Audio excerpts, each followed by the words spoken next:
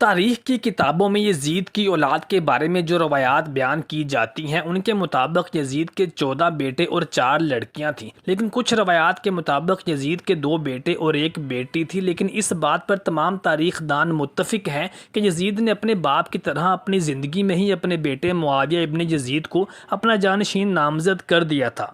اور یزید نے اپنے اس بیٹے کی تعلیم و تربیت پر خاص توجہ دی تھی، کیونکہ یزید اپنے اس بیٹے سے بے پناہ محبت کرتا تھا اور اس نے اس کا نام بھی اپنے باپ معاویہ کے نام پر رکھا تھا۔ بعض شیعہ مؤخذ کے مطابق جب یزید شرمناک موت سے دوچار ہوا تو اس وقت سب سے پہلے اس کا یہ بیٹا ہی اس کی لاش کے پاس پہنچا تھا، اور اس نے اپنے باپ کی لاش کی طرف دیکھ کر کہا تھا کہ بے شک آل رسول صلی اللہ علیہ وآلہ وسلم کے ساتھ ظلم و زیادتی کا انجام ایسے ہی عبرتناک اور شرمناک موت تھی۔ یزید کی موت کو شرمناک اس لیے کہا جاتا ہے کیونکہ کہا جاتا ہے کہ یزید ایک عیسائی لڑکی کے عشق میں گرفتار ہوا تھا، اور یزید اس کے ساتھ رنگ رلیاں منانے کے لیے ایک جنگل میں موجود تھا۔ جب یزید شراب کے نشے میں بدمست ہوا تو اس عیسائی لڑکی نے یزید کو اپنا عریاں جسم دکھا کر اس کو موت کے گھاٹ اتار دیا تھا، کیونکہ یزید نے اس لڑکی کے ماں باپ کو ناحق قتل کروا دیا تھا۔ یزید کی موت کے بعد یزید کے بیٹے معاویہ ابن یزید نے تخت خلافت کو سنبھالا۔ 21 سال کا یہ نوجوان عادات و خصائل میں اپنے باپ کی ضد تھا۔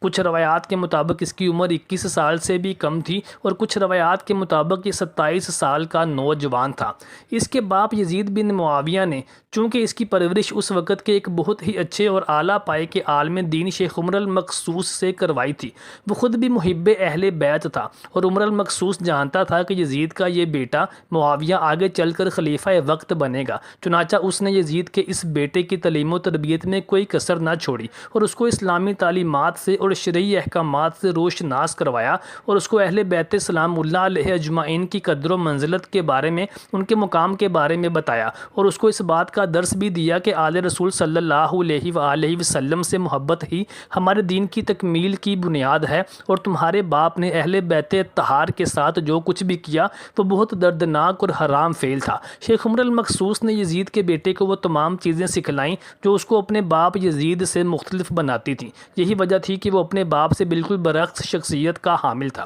عبادت اور ریاضت اس کا معمول تھا۔ معاویہ ابن یزید نے اپنے والد یزید کو سیدنا حسین علیہ السلام کی شہادت کا ذمہ دار جانا اور اعلان کیا کہ ظلم کی اس کرسی پر میں مزید نہیں بیٹھ سکتا، اس تخت پر میں مزید نہیں بیٹھ سکتا جس تخت کی بنیادوں میں اہل بیت طہار کا خون ہو۔ جب مروانیوں یعنی بنو امیہ کے ایک مشہور خاندان کو ان کے اس ارادے کا علم ہوا اور وہ سمجھے کہ حکومت بنو امیہ کے ہاتھ سے نکلنے والی ہے، تو انہوں نے کسی سازش کے تحت معاویہ ابن یزید کو زہر دے کر دھوکے کے ساتھ شہید کر دیا، اور اقتدار پر مروان نے قبضہ کر لیا۔ معاویہ بن یزید خلافت سے دستبردار ہونے کے بعد زیادہ عرصے تک زندہ نہیں رہ سکے، بس 40 دن زندہ رہے، اور 18 یا 21 سال کی عمر میں 64 ہجری میں اقتدار کے بھوکے بیڑیوں نے انہیں موت کے گھاٹ اتار دیا۔ معاویہ ابن یزید نے اپنے آخری خطبے میں اپنے باپ کی مذمت کی تھی، اور حصول اقتدار کے سلسلے میں اس کی بے معنی کارستانیوں کو اور سیاہ کرتوتوں کو فتنہ قرار دیا تھا، اور اس کے اس بیانیے کی وجہ سے علامہ ابن تیمیہ، حافظ ابن کثیر اور علامہ ظاہری جیسے اکابر حضرات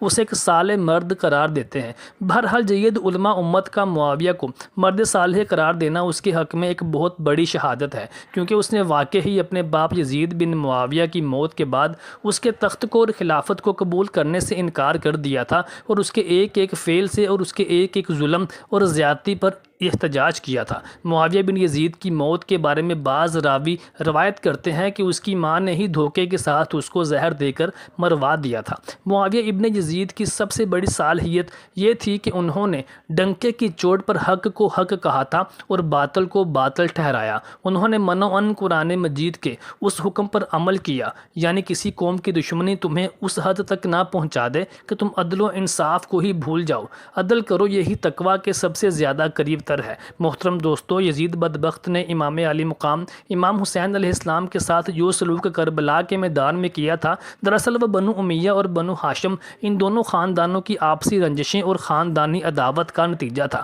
نبی کریم صلی اللہ علیہ وآلہ وسلم کے ظہور سے اور آپ کے اعلان نبوت بلند کرنے سے پہلے ان دونوں خاندانوں کے درمیان جو رنجشیں اور جو خاندانی عداوتیں تھیں وہ خاندانی عداوت کہلاتی تھیں، لیکن آپ صلی اللہ علیہ وآلہ وسلم کے اسلام کی دعوت دینے کے بعد ان دونوں خاندانوں کے درمیان جو جھڑپیں اور لڑائیاں ہوئی تھیں وہ خاندانی لڑائیاں نہیں تھیں بلکہ وہ حق و باطل کے مارکے تھے۔ غزوہ بدر جو حق و باطل کا پہلا مارکہ تھا اس میں دو جماعتیں آپس میں ٹکرائی تھیں۔ اس مارکے میں دو قومیں نہیں بلکہ دو نظریات آپس میں ٹکرائے تھے۔ ایک طرف نظریہ حق و توحید تھا تو دوسری طرف نظریہ باطل تھا۔ بدر میں کمان نانا کے ہاتھ میں تھی جبکہ کربلا میں حق کی کمان نواسہ امام حسین کے ہاتھ میں تھی۔ جب بدر میں باطل کی قیادت ابو جہل کے ہاتھ میں تھی تو کربلا میں باطل کی قیادت یزید کے ہاتھ میں تھی۔ غزوہ بدر کے بعد باطل کی قیادت یزید کے دادا ابو سفیان کے ہاتھ میں آئی اور اس کے بعد سے احد سے فتح مکہ تک سب جنگیں اسی بدر کے تناظر میں ہوئیں جن میں باطل کی قیادت یزید کے دادا ابو سفیان نے ہی کی۔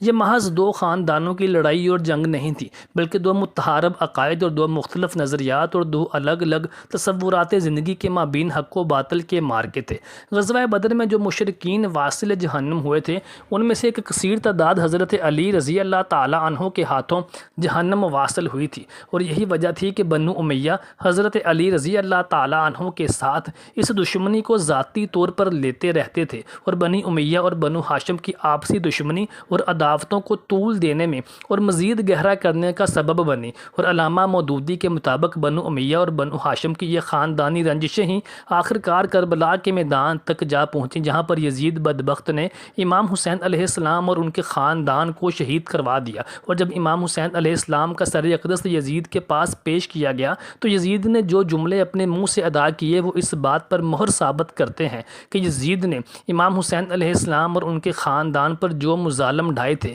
وہ انہی خاندانی عداوتوں کی وجہ سے تھے، مگر اہل تشیع کے کچھ مواخذ کے مطابق یزید بدبخت نے صرف خاندانی دشمنی کی بنا پر ہی امام حسین علیہ السلام کو اور ان کے خاندان کو قتل نہیں کیا تھا، بلکہ اس بدبخت نے امام حسین علیہ السلام کو اس کی بیعت نہ کرنے اور اس کی خلافت اور حکومت کی راہ میں رکاوٹ ڈالنے کی وجہ سے بھی اپنے راستے سے ہٹایا تھا۔ اور جب امام حسین علیہ السلام کا سر یزید کے پاس پیش کیا گیا تو اس بدبخت نے کہا کہ جس طرح سے تمہارے باپ نانا نے میرے آباء و اجداد کو بدر کے میدان میں قتل کیا تھا، اگر آج وہ یہاں موجود ہوتے تو یقیناً وہ بہت خوش ہوتے کہ میں نے ان کا بدلہ لے لیا ہے۔ شیخ جبیر ابن مرتضوی اس ضمن میں ایک روایت لکھتے ہیں کہ یزید کے بیٹے معاویہ بن یزید نے جب خلافت سے دستبرداری کا اعلان کیا تو اس نے امام علی مقام امام حسین علیہ السلام کے صاحبزادے امام سجاد المعروف امام زین العابدین جو کہ کربلا کے میدان میں بیمار ہونے کی وجہ سے لڑائی میں شریک نہ ہوئے تھے، اور امام حسین علیہ السلام کی نسل بھی انہی کے ذریعے آگے جاری ہوئی تھی۔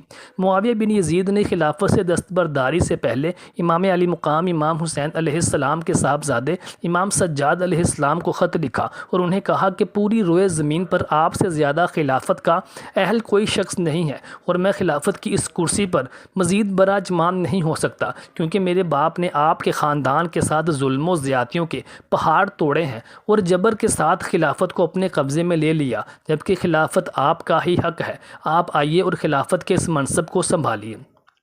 لیکن امام زین العابدین علیہ السلام نے یزید کے بیٹے معاویہ کے اس خط کے جواب میں کچھ بھی ارشاد نہ فرمایا، کیونکہ امام زین العابدین علیہ السلام واقعہ کربلا کے بعد مکمل طور پر گوشہ نشینی اختیار کر چکے تھے۔ آپ نہ کسی سے بات کرتے تھے اور نہ ہی کسی کے پاس جاتے تھے۔ آپ ہمیشہ روزے سے رہا کرتے تھے اور اپنی راتوں کو شب بیداری میں بسر کیا کرتے تھے۔ جب بھی افطار کے لیے آپ کے پاس پانی یا کھانا لایا جاتا تو امام زین العابدین علیہ السلام اس کو دیکھ کر رونے لگتے۔ آپ کے صاحبزادے نے ایک بار اپنے والد گرامی امام زین العابدین علیہ السلام سے پوچھا کہ ابا حضور کبھی آپ کو ہنستے ہوئے نہیں دیکھا، تو امام زین العابدین نے فرمایا اے میرے فرزند، کربلا کے میدان میں آل رسول پر جو مظالم ڈھائے گئے ہیں اگر تیری آنکھ بھی وہ دیکھ لیتی تو تیری آنکھ سے بھی آنسو خشک نہ ہوتے اور تو بھی ہنسنا بھول جاتا اور کھانا اور پانی دیکھ کر اس قدر روتے اور فرماتے کہ آل رسول صلی اللہ علیہ وآلہ وسلم کربلا کے صحرا میں اسی پانی کے لیے ترسائی گئی تھی اور پانی کی ایک ایک بوند کے لیے ان کو ترسا کر شہید کیا گیا تھا، پھر اس قدر روتے کہ وہی آنسو آپ کی غذا کا حصہ بن کر آپ کے حلق سے اتر جاتے تھے۔ یہی وجہ تھی کہ امام زین العابدین علیہ السلام نے خلافت کی اس پیشکش کو ٹھکرا دیا تھا، اور پھر جب ایک بار یزید کے بیٹے نے امام زین العابدین کے پاس اپنے قاصد کو روانہ کیا تو یزید کی بیٹی عاتکہ جو کہ اپنے بھائی معاویہ ابن یزید کی طرح محب اہل بیت تھی اور اپنے باپ کو برا سمجھتی تھی، اس نے اپنے بھائی معاویہ بن یزید سے کہا کہ میں خود امام زین العابدین علیہ السلام کی بارگاہ میں حاضر ہوتی ہوں اور انہیں قائل کرنے کی کوشش کرتی ہوں کہ وہ خلافت کے اس منصب کو سنبھالیں اور امت کی رہنمائی اور پیشوائی کا سبب بنیں۔ چنانچہ ان قاصدوں کے ساتھ یزید کی بیٹی